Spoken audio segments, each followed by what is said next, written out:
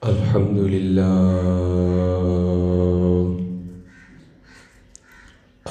لله رب العالمين،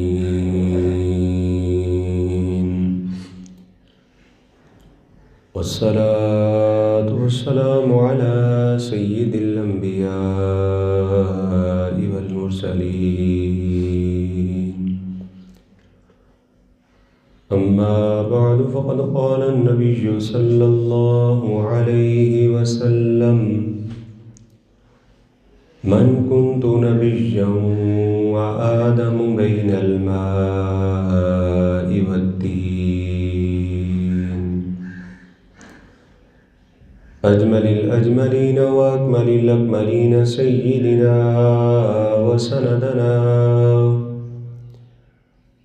سيدنا وسندنا ومولانا وحبيبنا ومأوانا وملجانا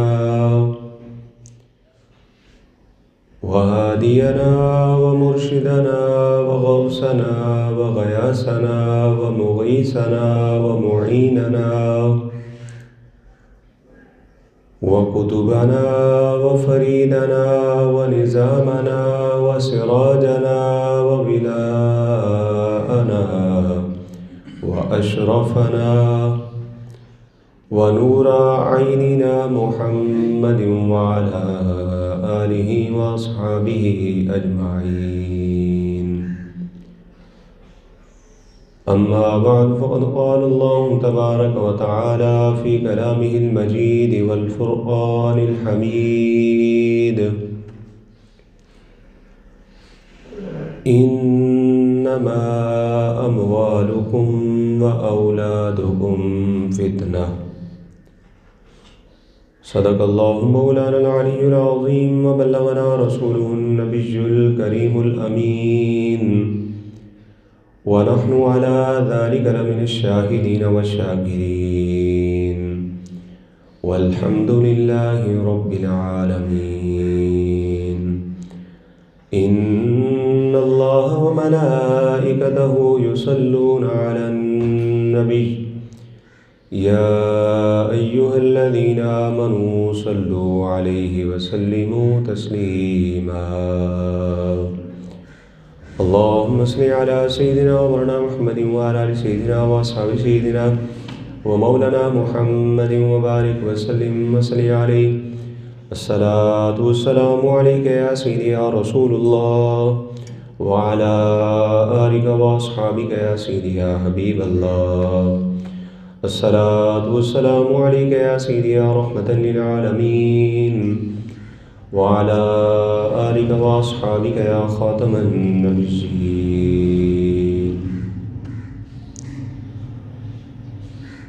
مولاي صل وسلم دائما أبدا على حبيبك خير الخلق كلهم،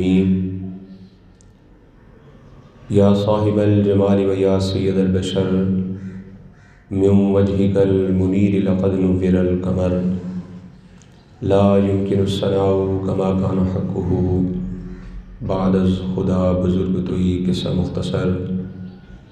بندہ پروردگارم امت احمد نبی، بندہ پروردگارم امت احمد نبی، دوست دار چار یارم تابع اولاد علی، مذہب حنفیہ دارم ملت حضرت خلیل، خاک پائے غوث اعظم زیر سایہ ہر ولی. بعد از حمد و ثنا و درود و سلام نبی مکرم شفیع معظم احمد مجتبیٰ جناب محمد مصطفیٰ صلی اللہ علیہ وسلم. معزز محتشم سامعین وقار، قرآن مجید فرقان حمید کی سورہ تغابن کی آیت نمبر 15 کا ایک حصہ تلاوت کرنے کا شرف حاصل ہوا ہے.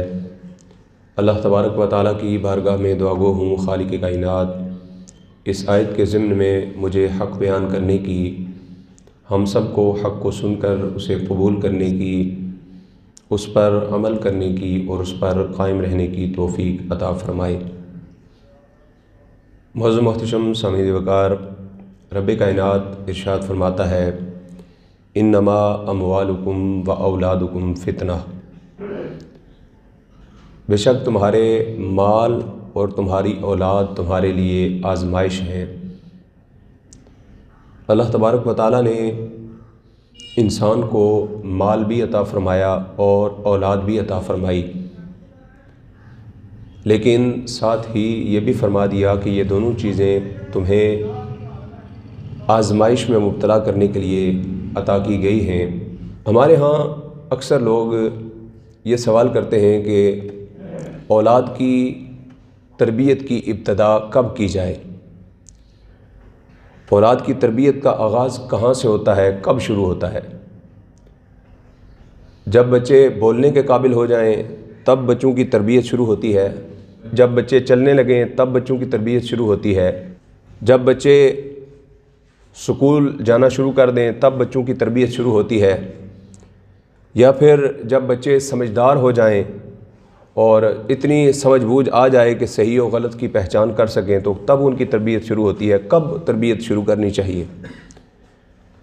तो आक़ा दो आलम सल्लल्लाहु अलैहि वसल्लम ने एक ही हदीस मुबारका के अंदर इसका जवाब इरशाद फरमा दिया कि तरबियत कब से शुरू होती है, इल्म कब से शुरू होता है और कब तक जो है वो उसकी इंतहा है। फरमाया उतलुबुल इल्मा मिनल महदी इलल लहद। मेरे आका ने फरमाया माँ की गोद से लेकर कब्र तक इल्म हासिल करो। माँ की गोद से तरबियत शुरू हो जाती है। ये मेरे आका ने बता दिया कि माँ की गोद से तरबियत का आगाज़ होता है और उसकी इंतहा क्या है। अक्सर लोग समझते हैं कि बस मैट्रिक कर ली तो अब हमें आगे सीखने की ज़रूरत नहीं, हमने FA BA कर लिया, हमने PhD कर ली, हमने दुनियावी उलूम हासिल कर लिए, हम नौकरी के काबिल हो गए, तो अब हमें मज़ीद जो है वो तालीम हासिल करने की ज़रूरत नहीं, अब हमारी तरबियत हो चुकी है। लेकिन मेरे आका ने फरमाया उतलुबुल इल्मा मिनल महदी इलल लहद। इल्म की इब्तदा माँ की गोद से होती है और इंतहा कब्र के अंदर जाने तक। ये नहीं कि मैं बूढ़ा हो गया हूँ, अब मेरी दाढ़ी सफ़ेद हो गई है, अब मुझे सीखने की ज़रूरत नहीं है। और इसकी इब्तदा होती है वालिदैन से, घर से। अगर घर में अदब का माहौल होगा बच्चे भी बाअदब बनेंगे। अगर घर में नमाज का माहौल होगा बच्चे भी नमाजी बनेंगे। अगर घर में झूठ का माहौल होगा तो बच्चे भी झूठ बोलेंगे। जिस तरह का घर के अंदर माहौल होता है उसी तरह के आगे जो है वो बच्चे अदब आदाब सीखते हैं। अक्सर वालिदैन ये कह देते हैं जी अभी तो बच्चा छोटा है, अभी इसकी क्या तरबियत करें, अभी तो इसको समझ ही नहीं है, अभी तो ये नादान है, अभी इसने बोलना नहीं सीखा, अभी इसने चलना नहीं सीखा, तो इसकी तरबियत अभी से कैसे शुरू करें। जब ये थोड़ा समझदार हो जाएगा फिर इसकी तरबियत का आगाज़ करेंगे, फिर इसको समझाना शुरू करेंगे। लेकिन जब बच्चा समझदार हो जाता है, चलने फिरने के काबिल होता है, उसके दोस्त यार बन जाते हैं, फिर वो वालिदैन का मोहताज नहीं रहता, फिर वो अपने दोस्तों यारों से सीखता है, फिर वो स्कूल से सीखता है, फिर वो मोहल्लेदारों से सीखता है, फिर वो मुआशरे से सीखता है, फिर वो वालिदैन से नहीं सीखता। वालिदैन उसी वक़्त तक औलाद को सिखा सकते हैं जब तक औलाद जो है वो वालिदैन की ज़ेर तरबियत है, यानी जब तक वालिदैन की मोहताजी होती है, उठने बैठने में चलने फिरने में औलाद को जब वालिदैन की मोहताजी है। लेकिन वालिदैन ने ये सोच कर जो है वो टाल दिया, अपने सर से बोझ उतारने की कोशिश की कि जी अभी तो छोटा है, अभी सिखाने की ज़रूरत नहीं है। इंसान अशरफुल मखलूक़ात है, अगर इंसान सिखाने पे आ जाए तो बेज़ुबान जानवरों को भी सिखा देता है। अगर इंसान सिखाना चाहे, आपने देखा नहीं है बंदर सीखे हुए होते हैं, बंदरों को लोग सिखा देते हैं, कुत्तों को लोग सिखा देते हैं, बकरी सीखी हुई होती है और बेशुमार जानवर लोगों ने तैयार किए होते हैं, बाकायदा उनको सिखाया जाता है। तो इंसान अगर सिखाने पर आए तो बेज़ुबान जानवर को जब सिखा सकता है तो आपका बच्चा तो अशरफुल मखलूक़ात है, तो फिर उसकी तरबियत शुरू से क्यों नहीं की जा सकती? उसकी तरबियत का आगाज़ करने में इतनी ताख़ीर क्यों की जाती है? जब बच्चा पैदा हो तो माँ की गोद से ही उसकी तरबियत का आगाज़ हो जाता है। अब माँ चाहे तो गाने सुनते हुए उसकी तरबियत करे, माँ चाहे तो टीवी पर ड्रामे लगा कर उसकी तरबियत करे, माँ चाहे तो टीवी पर मोबाइल पर कार्टून लगा के उसको दे दे, उस तरह उसकी तरबियत करे, और माँ चाहे तो कुरान की तिलावत करते हुए औलाद की तरबियत करे। माँ जिस तरह तरबियत करेगी वही असर औलाद के अंदर पैदा होगा। बल्कि उलमा ने लिखा है कि अगर वालिदैन ये चाहते हों कि मैं अपनी औलाद को हिफ्ज़ कराऊंगा, अगर वालिदैन औलाद को हाफिज़ कुरान बनाना चाहते हैं, तो जब बच्चा माँ की گود کے اندر نہیں پیٹ کے اندر ہو، اس وقت والدہ کو چاہیے کہ وہ قرآن کی تلاوت سنا کرے۔ ابھی بچہ پیٹ کے اندر ہے، پیدا بھی نہیں ہوا، تو جب ماں قرآن کی تلاوت سنتی ہے تو بچے کے کانوں کے اندر اس کی آواز جاتی ہے، ماں جو سنتی ہے اس کا اثر اولاد تک پہنچتا ہے۔ تو تربیت ایک تو ہے گود سے، لیکن علماء نے اس سے بھی پیچھے لے گئے کہ ماں کے پیٹ سے تربیت کا آغاز ہو گیا۔ اب والدہ نے تربیت کرنی ہے، اگر والدہ کی تربیت ٹھیک ہوگی تو وہی آگے منتقل کرے گی جو کچھ اس کی تربیت ہوئی ہوگی۔ تو جب تک ہم اپنی اولاد کی صحیح تربیت نہیں کریں گے، اگر بیٹی نے جو ماں بن چکی ہے اس نے اگر ساری زندگی فلمیں ڈرامے دیکھتے ہوئے گزاری ہے، ساری زندگی فقط جو ہے وہ اسکول کالج کے اندر ہی تعلیم حاصل کی ہے، انگلش لٹریچر ہی پڑھا ہے، قرآن و سنت کی تعلیم اس نے حاصل نہیں کی، تو وہ اولاد تک کیا منتقل کرے گی؟ وہی منتقل کرے گی جو اس کے پاس ہوگا، اس سے زیادہ تو منتقل کر ہی نہیں سکتی، کیونکہ اس کے پاس تو اتنا علم اتنا شعور تو ہے ہی نہیں۔ جب تک شعور نہیں ہے تو وہ منتقل کیا کرے گی؟ اگر والدہ شروع سے ہی تربیت شروع کر دے تو بچوں کے اندر کس طرح تبدیلی آتی ہے۔ آج اگر کوئی والد اپنے بیٹے کو آدھی رات کو موبائل میں لگا ہوا دیکھے نا اور کہے کہ بیٹا موبائل بند کر دے، سو جا، آدھی رات ہو گئی ہے، سونے کا وقت ہے، سو جاؤ، تو بیٹا بات نہیں سنتا، تھوڑی دیر کے لیے موبائل بند کر کے رکھ دے گا، والد صاحب سائڈ پہ ہوں گے، پھر اٹھا کے جو ہے وہ موبائل پہ شروع ہو جائے گا۔ کیوں؟ کیونکہ ان کی تربیت نہیں ہوئی کہ والد کا ادب کیا ہے، احترام کیا ہے، اس کی بات کیسے سننی ہے۔ ایک آج کی اولاد ہے جن کو والدین جدید سہولیات دیتے ہیں، گھر کے اندر بجلی ہے، زمین پر کارپٹ بچھے ہوئے ہیں، کمروں کے اندر اچھے جو ہے وہ گرمیوں کے لیے اے سی لگے ہوئے ہیں، سردیوں میں ہیٹر لگے ہوئے ہیں، بہترین سہولیات دینے کے باوجود بھی اولاد والدین کی بات نہیں سنتی۔ ایک وہ بھی والد تھے جو اپنی اولاد کو، اپنے بیٹے کو، اپنی بیوی کو بے آب و گیاہ وادی کے اندر چھوڑ کر چلے گئے تھے، اور کوئی خرچہ پرچہ کیا مکان دینا تو دور کی بات، کھانے پینے کا بھی کوئی سامان ان کو مہیا نہیں کیا، اور چھوڑ کر وہاں سے رخصت ہو گئے، اور عرصے دراز کے بعد واپس آئے۔ جب بچہ چلنے پھرنے کے قابل ہو گیا تو آ کر والد نے بیٹے سے کہا، انی ارا فی المنام انی اذبحک فانظر ماذا تری، بیٹے میں نے خواب کے اندر دیکھا ہے کہ میں تجھے اللہ کی بارگاہ میں قربان کر رہا ہوں، بتا تو کیا کہتا ہے۔ آج اتنی سہولتیں دینے کے باوجود بھی اولاد والدین کی بات نہیں سنتی، لیکن وہ بیٹا جس کو والد نے رہنے کے لیے چھت بھی نہیں دیا، کھانے کے لیے کھانا بھی نہیں دیا، اور کئی سالوں تک والد جو ہے وہ ان کو اس بے آب و گیا وادی کے اندر چھوڑ کر چلے گئے، کبھی کبھار ملنے کے لیے آتے ہیں، لیکن وہ اولاد کے سامنے جب باپ نے کہا کہ بیٹے میں نے خواب کے اندر دیکھا ہے کہ میں تجھے ذبح کرنا چاہتا ہوں، اللہ اکبر، تو بیٹے نے کیا کہا، یا ابا تفعل ما تؤمر ستجدنی انشاء اللہ من الصابرین، ابا جی آپ جو کرنا چاہیں آپ کر لیں، انشاءاللہ آپ مجھے صبر کرنے والوں میں سے پائیں گے۔ آپ جو چاہیں کریں، آپ میرے والد ہیں۔ کیوں؟ کیونکہ والدہ نے تربیت کی تھی۔ اتنے سالوں تک باپ سر پہ نہ ہو تو والدہ جو چاہے تربیت کرتی رہے، والدہ جو چاہے اس کو نصیحت کرتی رہے، لیکن بیٹے نے جب بھی سوال کیا ابا جی کہاں پر ہیں، مجھے کیوں چھوڑ کے گئے ہیں، تو والدہ نے کہا بیٹا تیرے والد اللہ کے سچے نبی ہیں، اور وہ اللہ کی رضا کے لیے اللہ کے حکم سے تجھے یہاں پر چھوڑ کے گئے ہیں۔ تو پھر اولاد کی تربیت ہوئی، کیونکہ ماں کی گود سے ہی تربیت کا آغاز ہوتا ہے۔ گود ماں دیے درسگاہ پہلی، ایتھو زندگی دا نصب العین بندا، ایتھو داتا خواجہ فرید بن کے دکھی دلاں دے واسطے چین بندا، پیکر ماں جے شرم و حیا دیے پھر پتر بھی غوثے ثقلین بندا، تے سیدہ خاتون جنت جے ماں ہووے صابر پھر لال بھی سخی حسین بندا۔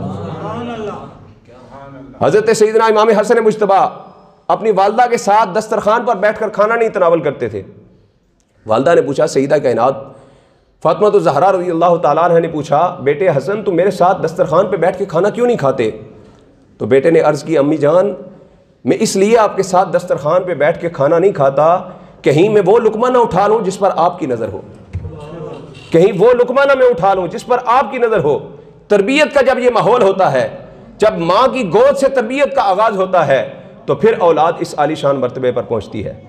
لیکن آج ہمارا حال کیا ہے؟ ہماری اولادیں کیوں اتنی بگڑ رہی ہیں؟ ہم نے اپنی اولادوں کی تربیت کا آغاز ہی شروع سے نہیں کیا۔ ہم اسی انتظار میں رہتے ہیں جی جب سمجھدار ہو جائے گا تب ہم سکھائیں گے، بھی اسکول میں جائے گا چلو اسکول سے سیکھ لیں گے۔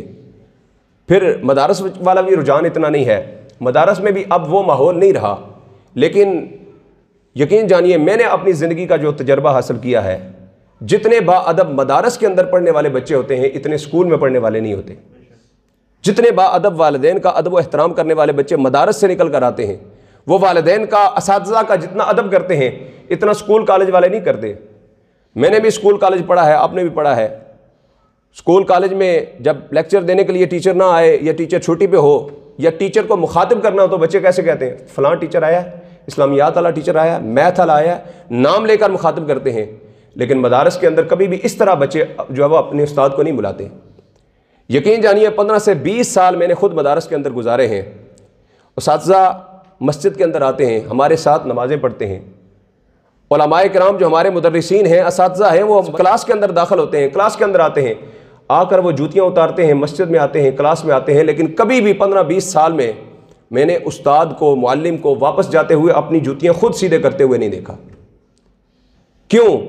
جب استاد مسجد کے اندر داخل ہوتا ہے, کلاس میں داخل ہوتا ہے, بچے کو پتہ ہے یہ میرے استادوں کی جوتیاں ہیں, استاد کے نکلنے سے پہلے بچے اس کی جوتیوں کو سیدھا کر دیتے.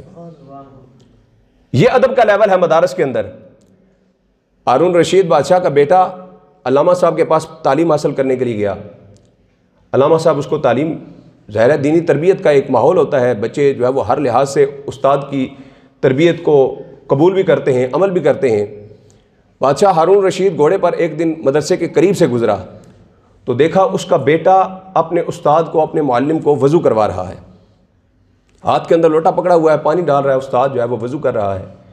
بادشاہ غصے سے فوراً اپنے گھوڑے سے نیچے اترا اور دوڑتا ہوا اپنے بیٹے کے پاس پہنچا اور زور سے اس کو تھپڑ رسید کیا اور اسے کہا تجھے شرم نہیں آتی, استاد اپنے ہاتھ سے پاؤں دھو رہا ہے, تو صرف پانی ڈال رہا ہے, ہاتھ سے اپنے ہاتھ سے مل کے استاد کے پاؤں کو دھو, اپنے ہاتھ سے اپنے استاد کے پاؤں کو دھو. یہ کون سا طریقہ ہے؟ یہ تو تجھے دین کے علم سے روشناس کرنے والا استاد ہے اور تو نے صرف پانی ڈالنے کی ڈیوٹی سنبھالی ہوئی ہے. جب والدین اس طرح تربیت کرتے ہیں, جب والدین بچوں کو سکھاتے ہیں ادب, تو پھر اولاد آگے تیار ہو کے نکلتی ہے. اور اولاد کے لیے سب سے پہلا رول ماڈل والدین ہی ہوتے ہیں, سب سے پہلا رول ماڈل.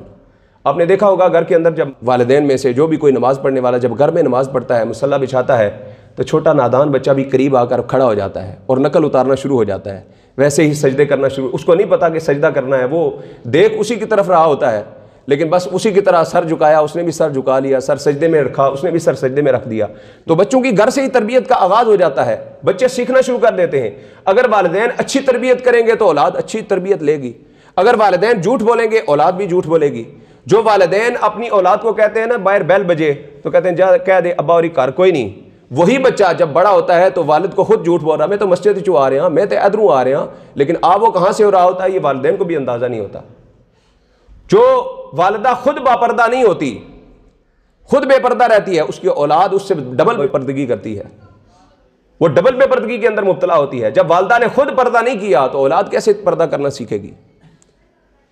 اکثر اس وجہ سے بچیوں کو جو ہے وہ پردہ نہیں کرایا جاتا, جی ابھی تو چھوٹی ہیں, لیکن علماء نے فرمایا بچپن سے ہی ان کو پردے کے آداب سکھاؤ, خاص کر کے جب وہ 10-12 سال کی عمر کو پہنچے تو کہ پردے کا باقاعدہ اہتمام کرو, ان کو اچھی طرح ایک عورت کی طرح لباس لینے کا طریقہ جو ہے وہ سکھاؤ, تاکہ وہ ایک با پردہ خاتون بن کے معاشرے کے لیے ایک بہترین ماں بنے آگے چل کے.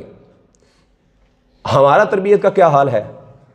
ہمارے ہاں بعض اوقات لوگ اچھی تربیت کرنے کی کوشش کرتے ہیں, لیکن ان کو نہیں پتا کہ وہ بچوں کو کیا سکھا رہے ہیں. آج جمعے کا دن ہے, اذان ہوئی ہے, بے شمار لوگ آ چکے ہیں, بچے بھی ساتھ آئے ہیں, بے شمار پیچھے سے آنے والے ہیں. جمعے کی اذان ہوئی, والد نے, بھائی نے, چچا نے, ماموں نے, گھر کے کسی بھی فرد نے, گھر کے اندر چھوٹا بچہ ہے, انگلی پکڑی, چل پتر آج مسجد چلیے, جمعے کا دن, آج جمعے کی نماز پڑھنی ہے. بیٹا بھی خوشی خوشی, ابا جی نئے کپڑے پہنے ہیں, نہا دھو کے نماز کے لیے تیار ہو کے جا رہے ہیں, خوشبو لگا کے, مجھے بھی تیار کیا ہے. بیٹا بھی مسجد کے اندر آ گیا. اب نماز جمعہ ہوئی, نماز جمعہ کے بعد جب بچے نماز ادا کر کے واپس گھر میں پہنچے, اگلی نماز عصر کی اذان ہوئی. اب بچہ دیکھ رہا ہے کہ ایک وہ اذان ہوئی تھی جمعے کی, تو مجھے انگلی پکڑ کے ابا جی, بھائی جی, چچا جی مسجد کے اندر لے کر گئے تھے.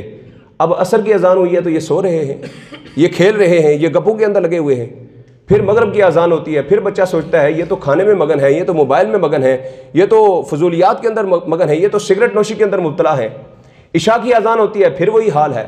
اب بچہ دیکھ رہا ہے, پھر پورا ہفتہ ایسے ہی گزرتا ہے, پھر اگلے جمعہ آتا ہے, پھر بچے کی انگلی پکڑی جاتی ہے, پھر اسی طرح مسجد کے اندر. اب مجھے سچ بتائیں اس بچے کی کیا تربیت ہو رہی ہے کہ پتر نماز صرف جمعے دی پڑھنی ہے, نماز صرف جمعے دی ہے, تو بچے کی یہ تربیت ہوگی. اللہ کیسے توقع کر سکتا ہے کہ اس کا بچہ 5 وقت کا نمازی بن جائے؟ جس نے خود 5 وقت نماز پڑھنے کے لیے بچے کی انگلی پکڑ کے مسجد میں نہیں لایا, صرف جمعے کے دن لایا ہے, تو اب بچے کو اہمیت ہی صرف جمعے کی دن کے اندر ہوگی. بس جمعہ صرف پڑھنا ہے, جمعہ نہیں چھڑنا چاہیے, باقی خیر ہے کوئی مسئلہ نہیں, باقی نماز کی ضرورت ہی نہیں. تو معاذ اللہ یہ جب ہم خود ایسے انداز میں جب تربیت کر رہے ہیں اولاد کی, تو پھر اولاد کیا سیکھے گی؟ پھر صرف والدین ہی اولاد کی تربیت کرنے کے اندر کردار نہیں ادا کرتے ہیں, بلکہ معاشرہ بھی کردار ادا کرتا ہے.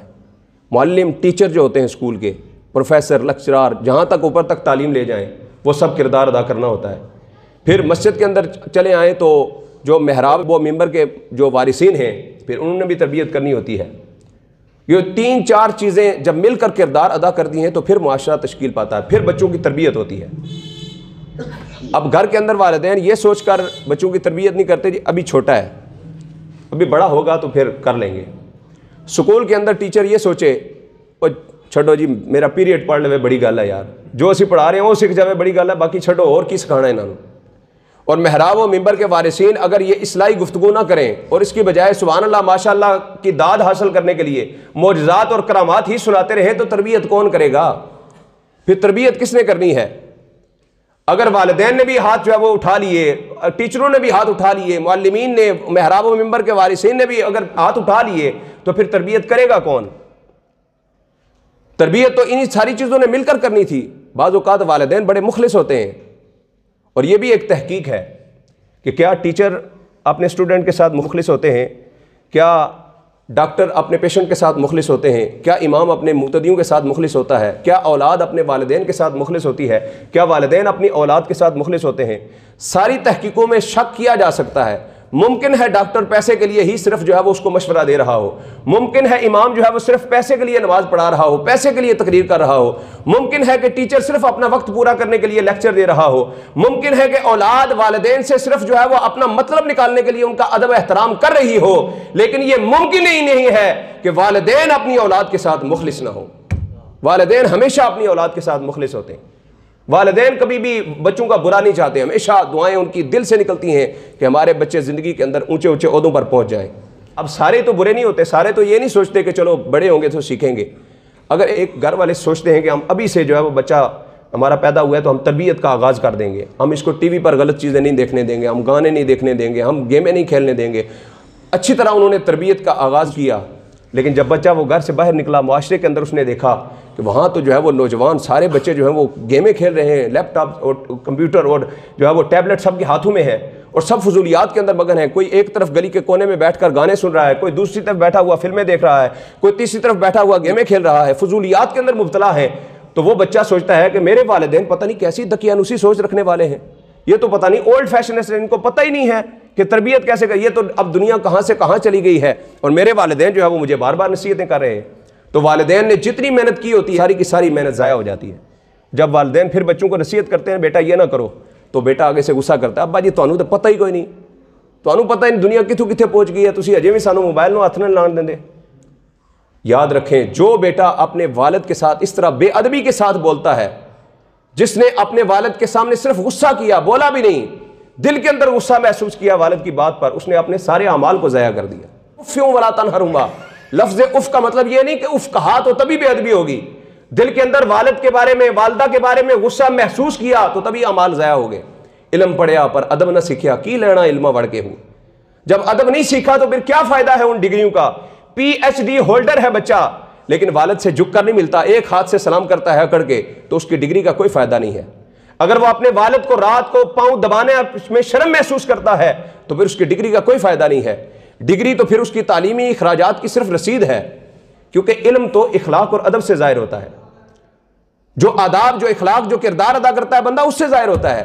اور یاد رکھیں, آج ہمارے معاشرے کے اندر ہر بندہ یہ سوچتا ہے سانو کی جی, اور فلانا پتر خراب ہوا سانو کی جی, فلاں بیٹی یہ کری سانو کی جی. یہی سوچ کے ہمارا سارا معاشرہ دوسرے کے کندھوں پر جو ہے وہ بوجھ ڈال دیتا ہے. آقا دو عالم صلی اللہ علیہ وسلم نے بڑے پیارے انداز میں سمجھایا. میرے آقا نے فرمایا کشتی کے اندر مسافر سفر کر رہے تھے, ہر ایک کی سیٹ ریزرو ہے, ہر ایک کو پتا ہے یہ میری سیٹ ہے, اس پر میں نے بیٹھنا ہے. سارے اپنی اپنی جگہوں پر بیٹھے ہوئے ہیں. ایک مسافر اپنے سامان سے کلہاڑی نکالتا ہے اور اپنی جگہ سے کشتی کو کاٹنا شروع کر دیتا ہے. باقی اس کو کاٹنے دیں گے, کیونکہ جب وہ کاٹے گا پانی آئے گا تو ساری کشتی والے ڈوب جائیں گے, جتنے بھی ہیں سب کے لیے نقصان دہ ہے. اب چاہے وہ چلاتا رہے, چاہے وہ روتا رہے, چاہے وہ ناراض ہو، جو مرضی ہو، لیکن ساری کشتی والے مل کر اس کو وہاں پر سوراخ نہیں کرنے دیں گے۔ بھائی اگر تو سوراخ کرے گا تو تیرا نقصان نہیں ہے، بگرچہ تیری یہ سیٹ تو نے ریزرو کروائی ہوئی ہے، تو نے اس کے پیسے دیے ہوئے ہیں، لیکن یہ جب ٹوٹے گی تو ہم سارے تیرے ساتھ غرق ہو جائیں گے۔ حضور نے فرمایا معاشرے کا بھی یہی حال ہے، جب لوگ سمجھتے ہیں نا کہ سانو کی، جب یہ سوچ کر دوسرے کے کندھوں پر بوجھ ڈال دیا جاتا ہے تو پھر آہستہ آہستہ سارے کا سارا معاشرہ برائی کے اندر مبتلا ہو جاتا ہے۔ اس لیے ہمیں یہ نہیں سوچنا چاہیے بھائی سانو کی بھائی او کر دے رون، نہیں، بلکہ ہمیں خود اپنا کردار ادا کرنا چاہیے۔ ایک زمانہ تھا کہ جب سارے ایک دوسرے کی نصیحت کرتے تھے، میں نے خود بچپن میں وہ زمانہ دیکھا ہے کشمیر کے اندر، ہمارے چچا زاد بھائی بھی کوئی خاص کر کے کوئی بدتمیزی کرے نا تو والدین کہتے تھے ٹنگا توڑ دیو، بدتمیزی کرے تو ٹنگا توڑ دیو، ساری طرف کھلی چھوٹ ہے۔ لیکن آج کوئی کسی کو ہاتھ لگا کے تو دیکھے، والدہ جو ہے وہ فوراً چیخنا چلانا شروع ہو جاتے ہیں، والدین ساڑھے پتر نے تو ہاتھ کیوں لگایا، یہ نہیں دیکھیں گے بھائی اس کی غلطی کیا ہے۔ تو پھر یہی وجہ ہے کہ سارا معاشرہ ہاتھ اٹھا دیتا ہے بھائی سانو کی جو مرضی کردہ رہے۔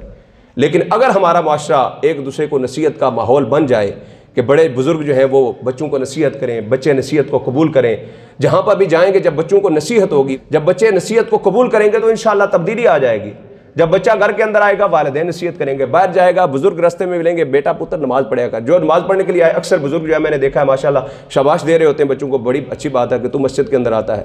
جب بزرگ جو ہے وہ شفقت کا ہاتھ سر پہ رکھیں گے، مسجد کے اندر آئیں گے، امام خطیب جو مسجد کے اندر ذمہ دار ہے وہ بھی اس کے ساتھ شفقت کے ساتھ پیش آئے گا، اسکول کے اندر جائیں گے بچے، اسکول میں ٹیچر بھی جو ہے وہ ان کو نصیحت کرے گا، تو کسی نہ کسی کی نصیحت اس کے دل پر اثر ضرور کرے گی، کیونکہ حضور صلی اللہ علیہ وسلم کی حدیث کا مفہوم ہے، میرے آقا نے فرمایا جب تجھ پر نصیحت اثر نہ کرے تو پھر فصنا ما شئت، پھر جو چاہے تو کر، کیونکہ جب ایمان سے دل سے نکل جاتا ہے پھر نصیحت اثر نہیں کرتی۔ جب تک دل میں ایمان موجود ہوتا ہے تب تک نصیحت جو ہے وہ اثر کرتی ہے، بندے کا دل کرتا ہے میں نصیحت سنوں۔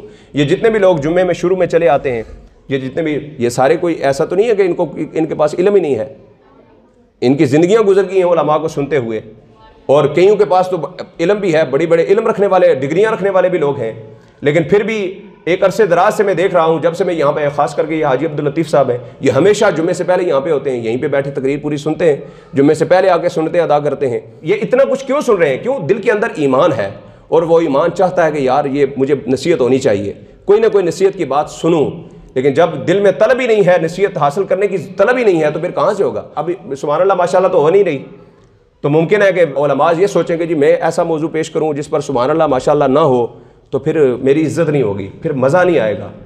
لیکن بعض موضوعات بیان کرنے ضروری ہوتے ہیں جن کا اصلاح کے لیے بیان کرنا نہایت ضروری ہوتا ہے، لہٰذا علماء کو چاہیے کہ وہ ان موضوعات پر بھی کلام کریں، اور عوام کو چاہیے کہ وہ اپنے اندر اصلاح کا جذبہ پیدا کریں، اور کم از کم ہفتے کے اندر ایک دن جمعے کا ہوتا ہے، اور اگر وقت نکال کر ہم وقت پر آ جائیں گے تو کم از کم کوئی نہ کوئی نصیحت کی بات، کوئی نہ کوئی اچھی بات جو ہے وہ سننے کو مل جائے گی، اور شاید جو ہے وہ زندگی جو ہے وہ کسی ایک بات سے جو دل میں اتر جائے تبدیل ہو جائے۔ اللہ تبارک و تعالی ہمیں عمل کرنے کی توفیق عطا فرمائے۔